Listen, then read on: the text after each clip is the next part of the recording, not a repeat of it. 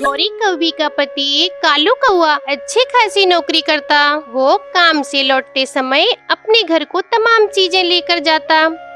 तो वहीं रानो चिड़िया अपने बेटे को बड़ी मुश्किलों से पाल रही थी। गौरी आंटी, दरवाजा खोलो। घर में जग्गू कौवा अकेला था, इसलिए वो दरवाजा खोलता है। बताओ कुक्कू, मेरे घर क्यों आए हो?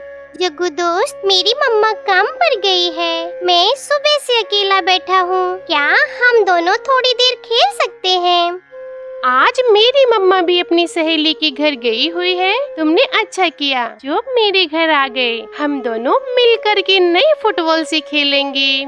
ऐसे जग्गू कौवा और कुक्कू को अपने घर के अंदर ले जाता है और उस ढेर सारे खिलौने दिखाता है।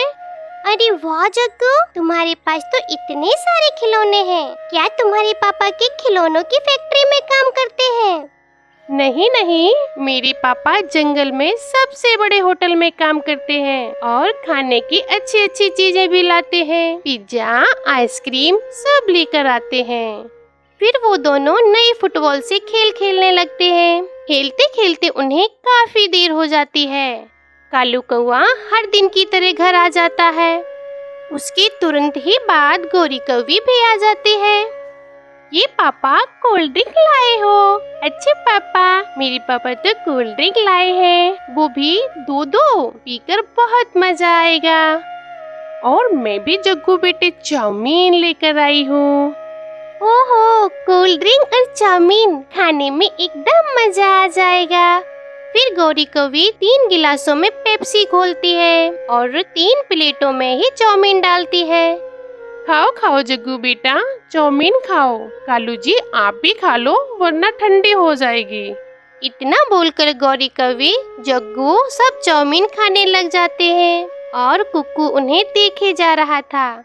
गौरी, ये क्या, तुमने इस बच्चे को कुछ नहीं दिया? थोड़ी सी चाउमीन इसे भी दे दो। क्यों दे दे भला हम इसे अपनी चीजें इस गरीब को? हाँ क्यों दे, ये कोई हमारा रिश्तेदार थोड़े लगता है। गौरी, बेचारा बच्चा ही तो है, थोड़ा सा दे दो, थोड़ा सा दे दो तो क्या बिगड़ जाएगा। ओ चिड़िया के बेटे, तू मेरे घर में आया, कैसे आया बता? चल चल हमारे घर से बाहर निकल। आ जाते हैं ना जाने कहीं से गरीब कहीं का। ऐसे गौरी कौवी उस छोटे चिड़िया के बच्चे को अपने घर से भगा देती है। लेकिन कुक्कू घर जाकर चाउमीन और पेप्सी खाने की जिद करता है। उसे प्लेट में रखी रोटी सब्जी बिल्कुल भी नहीं भाती। ले कुक्कू, जल्दी से रोटियां खा ले, मैंने भिंडी की सब्जी बनाई है। मम्मा, यह भी कोई खाना है? मैं नहीं खाऊंगा। यह रोटी मुझे बिल्कुल अच्छी नहीं लगती है। मुझे तो चाउमीन और पेप्सी पीनी है। मेरे बच्चे, मैं तुम्हें सादा रोटी ही खिला सकती हूँ, इसलिए चुपचाप खा ले, नखरे न कर। मम्मा, जग्गू तो चाउमीन के साथ कोल्ड ड्रिंक भी पीता है। मैं तो फिर भी आपसे एक ही चीज मांग रहा हूँ, आप मुझे चाउमीन ही खिला दें। ठीक है कुक्कू, मैं कल लेके आऊंगी। अब तो रोटी खा ही ले। फिर कुक्कू रोटी खाने लगता है। सुबह को एक ठेले कुलचे वाला उनके यहाँ आता है और वहाँ के सब पक्षी उसके ठेले पे जमा हो जाते हैं। मम्मा मम्मा, वो देखें, छोले कुलचे वाला आया है। ये बहुत दिनों में आता है, आप भी चले। हाँ हाँ बेटे, जरूर, मैं अपना पर्स तो ले लूँ। आज हम छोले कुलचे ही खाएंगे, खाना नहीं बनाना। अच्छा अच्छा ठीक है, चलो आज हम छोले कुलचे ही खाएंगे। ठीक है, खाना भी नहीं बनाना पड़ेगा। ऐसी गौरी कौवी अपना पर्स उठाती है और छोले कुलचे वाले के ठेले पर चली जाती है। कुक्कू तो दूर से सबको देखे जा रहा था। मम्मा मम्मा, ये छोले कुलचे कितने स्वादिष्ट हैं, मेरे लिए भी एक प्लेट बनवा दे। हाँ हाँ क्यों नहीं जग्गू बेटा, पैसों की चिंता मत कर, तुझे जितना भी खाना है खा, बस खाता जा। जग्गू कौवा गप्पा गप छोले कुलचे खा जा रहा था, तभी गौरी कौवी का ध्यान कुक्कू पर जाता है। वो उसे भगाते हुए बोलती है, कब से घूरे जा रहा है मेरे बेटे को, ठीक से पचने खाने भी नहीं देता है, चल भाग यहाँ से। गौरी आंटी, आप मुझे यहाँ से क्यों भगा रही हो? अब मैं आपके घर में नहीं हूँ, मैं तो रास्ते पे हूँ। अरे रे रे रे रे, इसकी जुबान तो देखो कितनी चलती है, रुकने का नाम ही नहीं ले रहा है। गरीब चिड़िया के बेटे, तुझे मैं अभी बताती हूँ। इतना बोलकर गौरी कौवी कुक्कू के गाल पर जोरदार थप्पड़ मारती है और दूसरे पंख से भी उसको एक थप्पड़ मारती है। तभी मम्मा चिड़िया वहाँ पहुँच जाती है। अरे गौरी, आप मेरे बच्चे को क्यों मार रही हो? आखिर इसने क्या गलती की है, आप मुझे बताएं।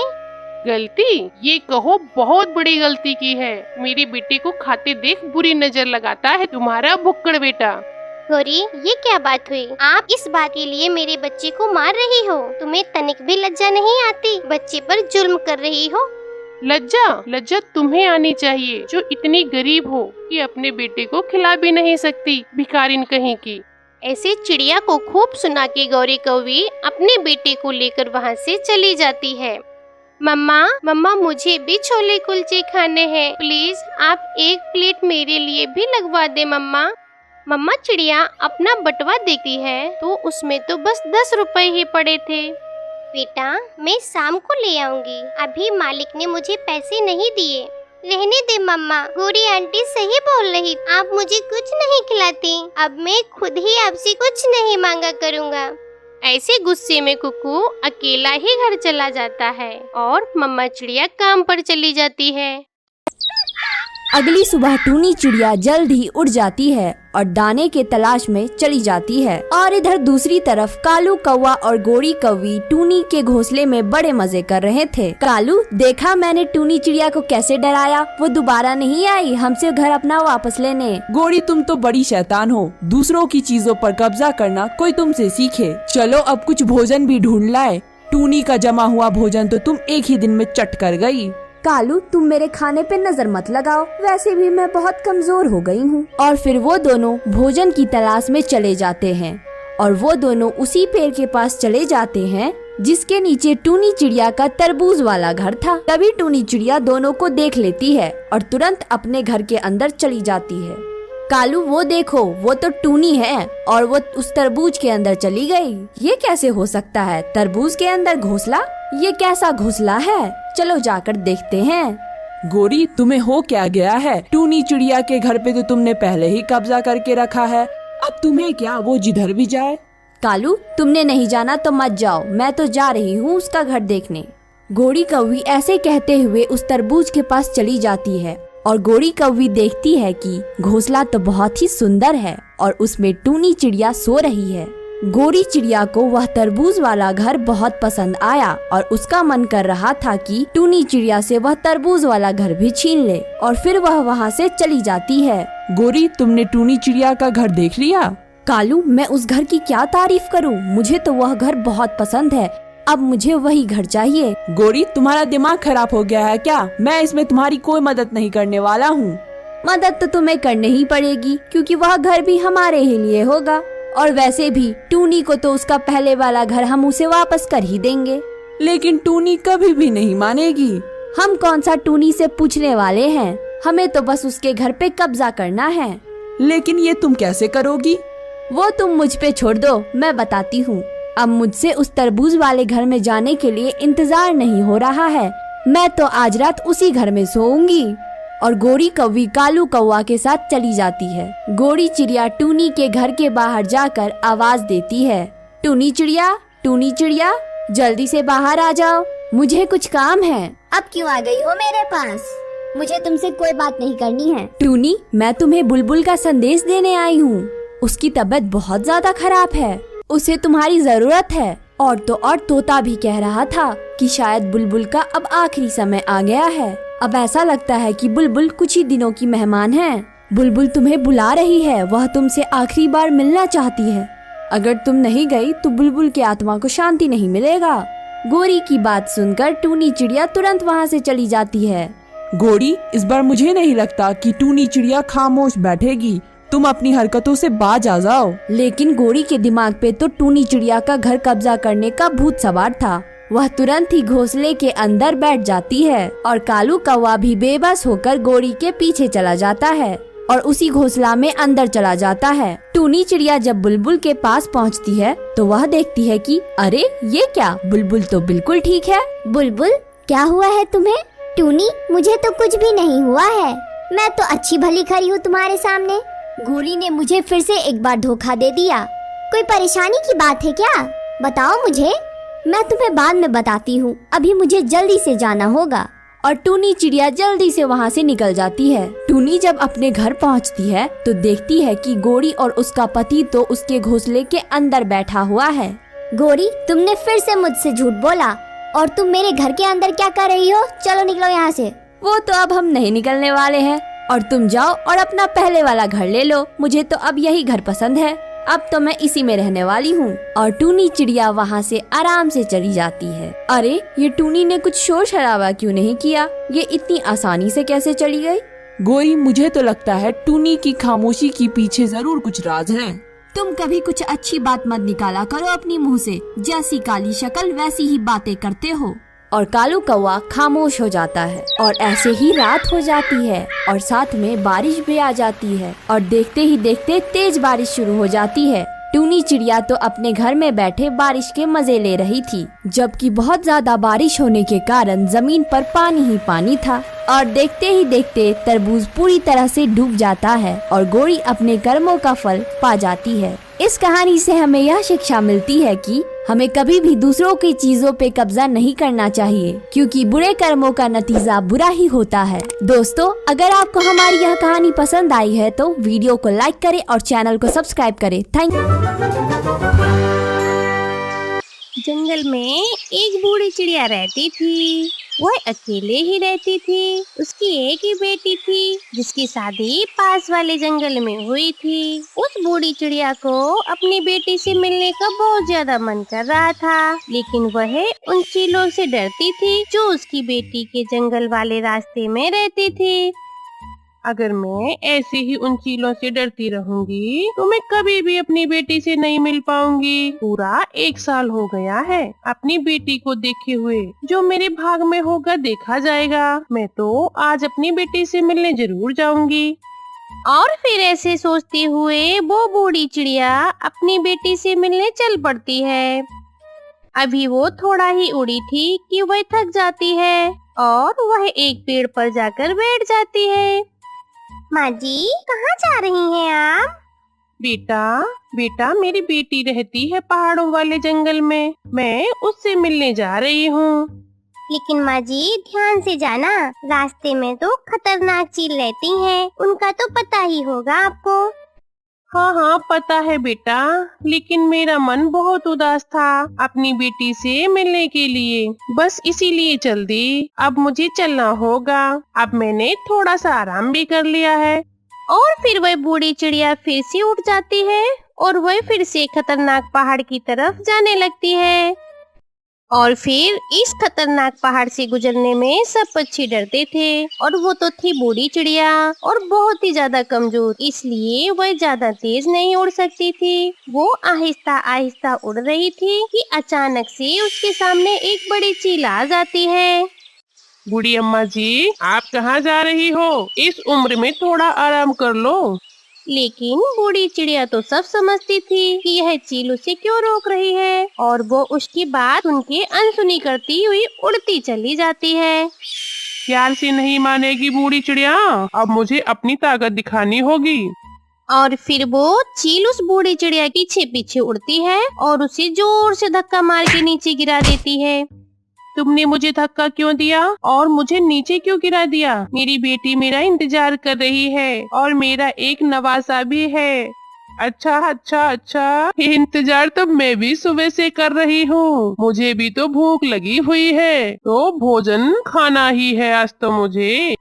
अरे तो जाओ ना, अपना भोजन खाओ। मुझे क्यों बातों में उलझा रखा है तुमने? अरे तुम ही तो मेरा भोजन हो आज का, और मैं अब तुम्हें ही खाने वाली हूँ बूढ़ी चिड़िया। अब जान गई हो ना? अब बूढ़ी चिड़िया ये जान गई थी कि ये चील उसे खाने ही वाली है और वो खाकर ही रहेगी, इसलिए वह डरने से बेहतर है कि वो दिमाग से काम ले, शायद उसकी जान बच जाए। और फिर वो चील से कहती है, कि चील बेटा, मैं तो बहुत ज्यादा कमजोर हूँ और मेरे तो केवल यह पंख ही पंख हैं जो तुम देख रहे हो। मेरे शरीर पर जरा भी मांस नहीं है। ऐसे तो मेरे पंख तुम्हारे गले में अटक जाएंगे और मैं निकल लूंगी अपने गले से तुम, और फिर तुम अपने गले से फंसे हुए पंख कैसे निकालोगे? ठीक है चील, अगर तुम्हें ऐसा लगता है कि तुम मुझे ही खाकर अपनी भूख बुझाओगी तो मैं अपनी आंखें बंद कर लेती हूँ और तुम जी भर कर जो भी करना है वो करो। और फिर मुझे जीकर अब करना ही क्या है इस बूढ़ी उम्र में। और चील बेटा, तुम्हें पता भी है, मेरी बेटी ने मेरे लिए मीठी मीठी देसी घी की गुजिया बना कर रखी है। और अगर तुम 2-4 दिन और इंतजार कर लेते तो अच्छा होता कि अगर तुम मुझे खाती तो तुम्हें भी पता चलता कि मेरा मांस कितना स्वादिष्ट है। ये सुनकर चील भी थोड़ा सा लालच में आ जाती है। क्या तुम सच कह रही हो? और कब लौट कर आओगी? तुम ऐसा सुनकर तो बूढ़ी चिड़िया की जान में जान आ जाती है। बस 2-3 दिन में ही, 2-3 दिन का इंतजार कर लो और मैं इसी पेड़ पर आकर बैठ जाऊंगी और मैं वापस आ जाऊंगी। और पता है चील बेटा, जब मैं वापस आऊंगी ना तो थोड़ी मोटी और ताजी होकर आऊंगी। और हाँ चील, मुझे पता है ना कि इतनी मोटी और ताजी होकर नहीं लौटूंगी ना तो तुम फिर गुस्सा करोगे और तुम्हें मेरा मांस स्वादिष्ट भी नहीं लगेगा। और पता है, जब मैं मोटी और ताजी हो जाऊंगी ना तो तुम्हारा पेट क्या, और भी अपने दोस्तों को निमंत्रण दे देना, उनका भी पेट भर जाएगा। अच्छा अच्छा ठीक है, तो चलो मैं तुम्हें इन पहाड़ों से गुजरने देती हूँ। ऐसा ना हो कि कोई और चील तुम्हें खा ले, मैं इंतजार ही करती रह जाऊँ। और फिर ऐसे वो चील उसे खतरनाक पहाड़ों से सुरक्षित गुजार देती है। और फिर शाम होने से पहले ही बूढ़ी चिड़िया अपनी बेटी के पास पहुंच जाती है। माँ जी, बहुत उदास थी मैं आपको लेकर। नानी अम्मा आप आ गई। नानी अम्मा आ गई। और वह सब बहुत खुश हो जाते हैं। और फिर उसकी बेटी भी अपनी माँ को स्वादिष्ट स्वादिष्ट भोजन खाने को देती है। और फिर रात हो जाती है और सब सो जाते हैं। दूसरी रोज कुक्कू अपनी नानी से ऐसे ही कहता है, नानी अम्मा चले, मैं आपको नदी की तरफ लेकर जाता हूँ। मैं भी साथ में चलती हूँ। और ऐसे फिर वो तीनों नदी की तरफ जाते हैं। वहाँ रानो चिड़िया अपनी माँ को अपने दोस्तों से मिलाती है। माँ जी, ये कबूतर है, यह मेरा बहुत ही अच्छा दोस्त है और हमारे घर के पास ही रहता है। जीते रहो कबूतर बेटा। और माँ जी, यह कालू कौवा है और यह उसकी पत्नी गौरी कौवी है। लेकिन माँ जी, आप पहाड़ों से कैसे सुरक्षित होकर आ गई? वहाँ तो खतरनाक चील रहती है। बस बेटा, अपनी बेटी से मिलने का मन था, इसलिए मैं जैसे तैसे चील को बेवकूफ बनाकर यहाँ तो आ गई। लेकिन अब मेरे दिमाग में बहुत ही टेंशन चल रही है कि मैं यहाँ तो आ गई लेकिन मुझे वापस भी लौट कर जाना है। अब देखो क्या होगा। और फिर शाम हो जाती है और वह सब अपने अपने घरों को वापस चले जाते हैं। और फिर ऐसे ही 2-3 दिन गुजर जाते हैं और फिर बूढ़ी चिड़िया के वापस जाने का समय आ जाता है। बेटा, अब मुझे जाना होगा बेटा। मैंने तुमसे मिल लिया है और मेरा मन शांत हो गया है। तुम्हारे और हमारे जंगल में सफर तो बहुत ज्यादा नहीं है, बस वो पहाड़ों वाली चीलों से डर लगता है। बस इसीलिए तो माँ जी मैं आपके पास नहीं आती हूँ। कुक्कू भी अभी छोटा है, बहुत डर लगता है। लेकिन माँ जी, आप ध्यान से जाना। बेटा, मैं फिर से आऊंगी तुमसे मिलने। अरे माँ, ठीक है, आप फिर से आ जाना। और बेटा, तुम नहीं आना मुझसे मिलने, क्योंकि उस रास्ते में वो खतरनाक चील रहती है। वो बहुत भूखी बैठी हुई है। अच्छा बेटा, अब मुझे चलना होगा। और फिर वो बूढ़ी चिड़िया वहाँ से वापस घर अपने चल देती है। और वो बूढ़ी चिड़िया ज्यादा तेज तो उड़ नहीं सकती थी, इसलिए वह आहिस्ता आहिस्ता उड़ती है और फिर वो खतरनाक चोंच वाला चील का इलाका शुरू हो जाता है। वो अभी उस रास्ते में दाखिल ही हुई थी कि वहाँ पर एक मोटी और लंबी चोंच वाली चील आकर उसे रोक लेती है। कहाँ जा रही हो बूढ़ी चिड़िया? मैं मोटी होने गई थी अपनी बेटी के यहाँ। वो सामने वाली पेड़ पर जो एक चील बैठा है उसे मुझे खाना है। आप मुझे ना खाएं, मैं तो सीधा उसके पास ही जा रही हूँ। वो बूढ़ी चिड़िया उस चील को यह बता रही थी। वो वाली चील भी आ जाती है दूसरी वाली। मैं तो अपने वादे के मुताबिक खुद ही आ रही थी तुम्हारे पास, लेकिन मुझे इस बड़ी चील ने रोक लिया और यह मुझे खाने ही वाली थी। अरे अरे, लेकिन मैंने तुम्हें बताया ना कि इस बूढ़ी चिड़िया को पहले मैंने देखा है और इसे मैं ही खाऊंगी। मैं इतनी मोटी और ताजी तुम्हारे लिए होकर नहीं आई हूँ। मुझे अगर खाएगी ना तो ये मेरा चील बेटा भूखा ही रह जाएगा। और फिर ऐसे कहते हुए वो बड़ी चील दूसरी चील पर हमला कर देती है और वो आपस में लड़ना शुरू कर देती है। और फिर बूढ़ी चिड़िया की नजर नीचे एक कद्दू पर पड़ती है और वो जाकर के जल्दी से उस कद्दू में छुप जाती है। काफी ज्यादा लड़ने के बाद वो दोनों आपस में हार कर जब लड़ाई रोकती हैं, तो उस बूढ़ी चिड़िया को ना पाकर उसे इधर उधर देखती हैं। लेकिन बूढ़ी चिड़िया तो पास वाले ही कद्दू में जाकर छुपी हुई थी। अरे अब खा लो तुम उस बूढ़ी चिड़िया को। वो बूढ़ी चिड़िया हम दोनों को उल्लू बनाकर वहाँ से भाग गई है। और फिर वो चीलें वहाँ से चली जाती हैं। बूढ़ी चिड़िया कद्दू में एक सुराख से बाहर आती है और देखती है कि आहिस्ता आहिस्ता ऐसी ही वो खतरनाक इलाका पार कर लेती है। और फिर वो अपने ज्ञान और सूझबूझ से बूढ़ी चिड़िया सुरक्षित अपने घर पहुँच जाती है। मेरी प्यारे दोस्तों, अगर आपको ये कहानी अच्छी लगी हो तो प्लीज हमारे चैनल को सब्सक्राइब करें और बेल आइकन प्रेस कर दें, जिससे आने वाले हमारे सारे वीडियो की नोटिफिकेशन आप तक पहुंचती रहे। आपका धन्यवाद। मम्मा चिड़िया और पापा चिड़ा आज बहुत खुश है क्योंकि उनके अंडे से बच्चा निकल आया था। मम्मा चिड़िया सभी पक्षियों के घर मिठाई लेकर जाती है। चिड़िया बहन, ये मिठाई किस खुशी में है? हरियाली, मेरे अंडे से बच्चा निकल आया है और आज हम बहुत खुश हैं। हरियाली चिड़िया को बधाई देती है और फिर चिड़िया वहाँ से चली जाती है। कबूतर और गौरी के घर भी चिड़िया मिठाई देती है। ऐसे ही कुछ दिन गुजर जाते हैं। कुछ दिनों बाद मम्मा चिड़िया थोड़ी परेशान हो जाती है। कुकू के पापा, मुझे ऐसा लग रहा है जैसे हमारे बच्चे के पंख बहुत कमजोर हैं। ये तुम्हारा वहम है। जैसे जैसे हमारा बेटा बड़ा होगा पंख मजबूत होते जाएंगे।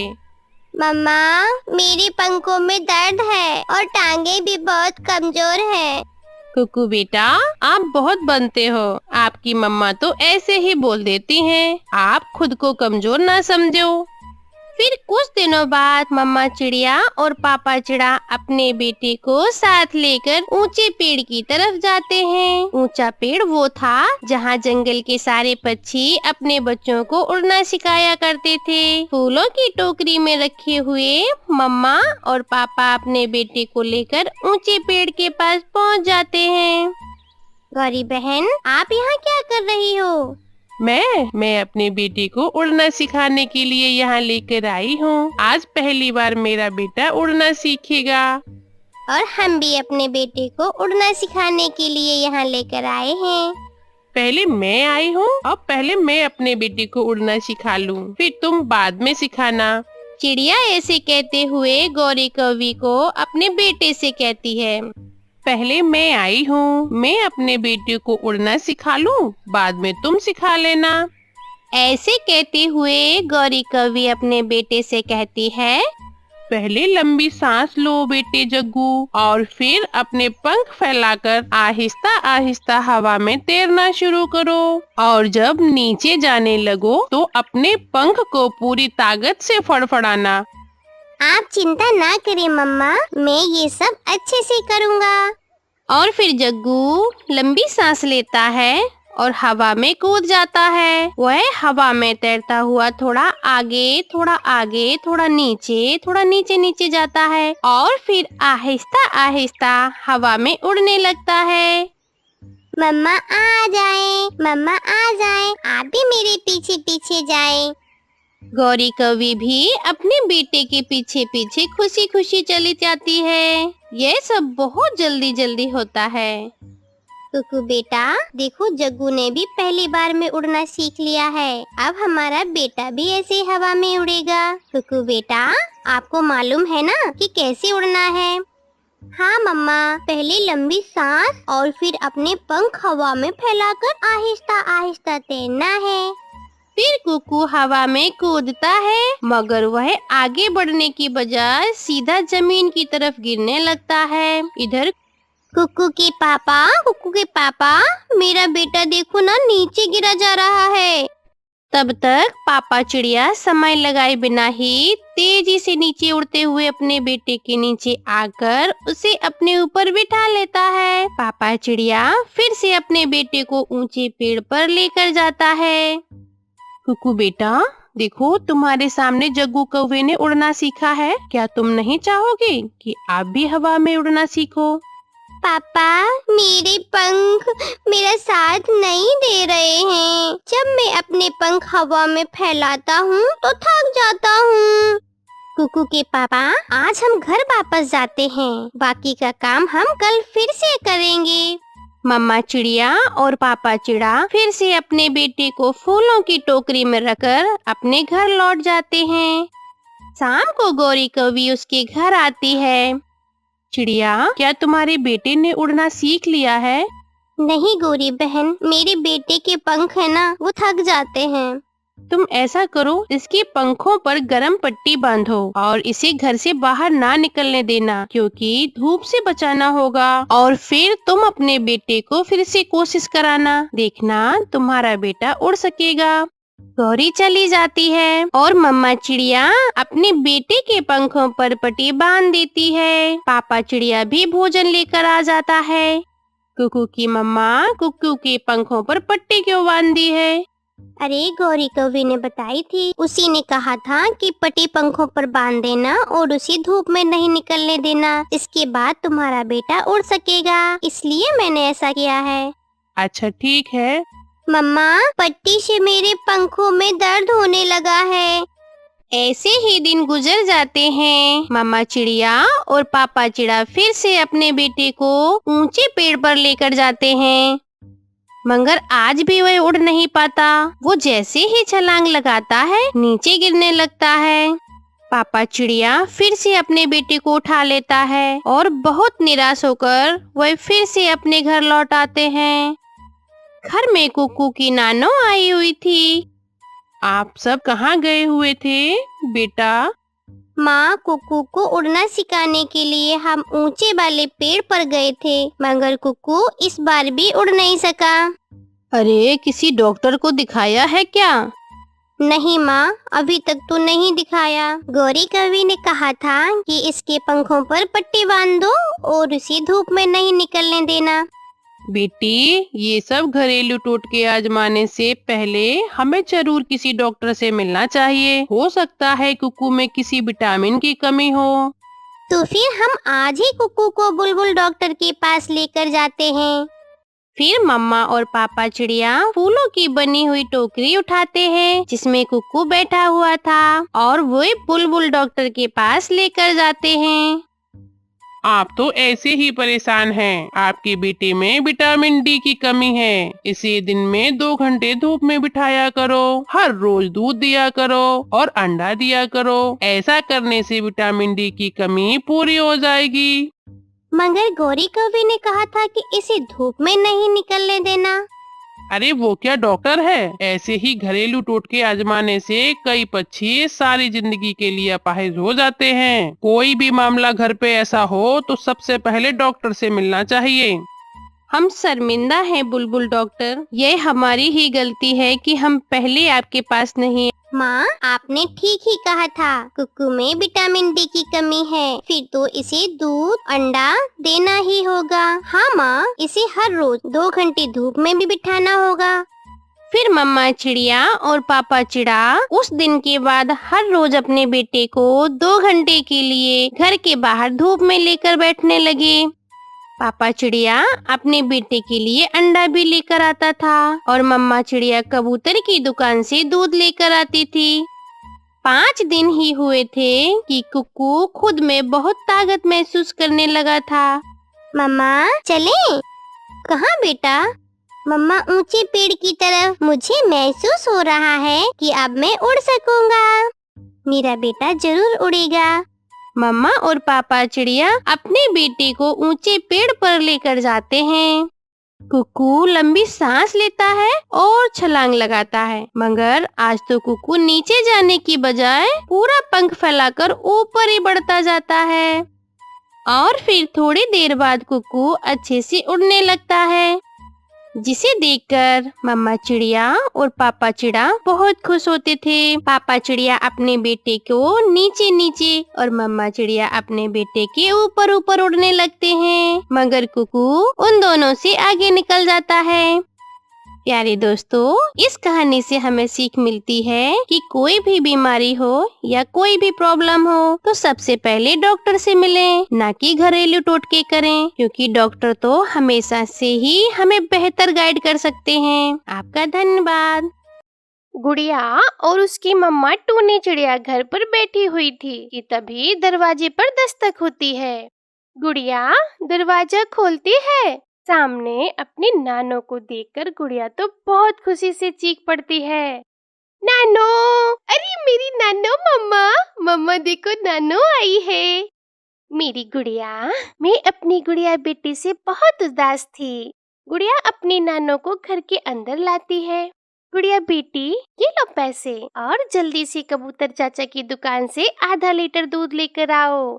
गुड़िया मेरी बेटी, जल्दी आना दूध लेकर, मैं बहुत थकी हुई हूँ। माँ, मैं आपको चाय के साथ सर दर्द की भी गोली दे दूंगी, फिर देखना सर का दर्द मिनटों में दूर हो जाएगा। गुड़िया अपनी बाल्टी लेकर कबूतर चाचा की दुकान से दूध लेने चली जाती है। रास्ते में गौरी कौवी का घर था। उसका शरारती बेटा जग्गू कौवा घर के बाहर ही बैठा हुआ था। जब गुड़िया जग्गू के घर के सामने से गुजरने लगती है तो जग्गू उसे रोक लेता है। जग्गू, मुझे जाने दो, मेरी नानो आई है, मुझे दूध लेकर जल्दी घर जाना है। अरे अरे गुड़िया, दूसरी तरफ से गुजरो। मैंने तुम्हें कितनी बार कहा है कि हमारे घर के सामने वाले रास्ते से ना गुजरा करो। अरे ये तो रास्ता है, सभी बच्चे इसी रास्ते से गुजरते हैं। मम्मा मम्मा जल्दी बाहर आएं, देखें टूनी चिड़िया की बेटी हमारे घर के सामने से गुजर रही है। जग्गू की मम्मा तो जग्गू से भी 2 कदम आगे थी। वह बाहर आती है। तेरी चोटी मरोड़ दूंगी मैं, चल चल वापस हो और दूसरे रास्ते से जा। मम्मा ने कहा है कि किसी झगड़ालू पक्षी से उलझकर समय नहीं बर्बाद किया जाता, वरना मैं यहीं से गुजर कर दिखाती। ऐसा कहते हुए गुड़िया दूसरे रास्ते से चली जाती है। अंकल, ये लो पैसे और मुझे आधा लीटर दूध दे दें। कोई आया है क्या बेटा? क्या अंकल, इस समय तो मेरी नानो आई है। फिर कबूतर गुड़िया को बाल्टी में दूध डाल देता है। पैसे रहने दो बेटी, और अपनी मम्मा से कहना कि कबूतर चाचा शाम को आपके नानो से मिलने आएगा। गुड़िया दूध लेकर खुशी खुशी वापस होती है। गुड़िया बेटी, फिर रास्ते में खेलने लग गई होगी, आपको इतनी देर क्यों हो गई थी? मम्मा, वो काले कौवे मुझे अपने घर के पास से नहीं गुजरने दे रहे थे, इसीलिए मुझे देर हो गई।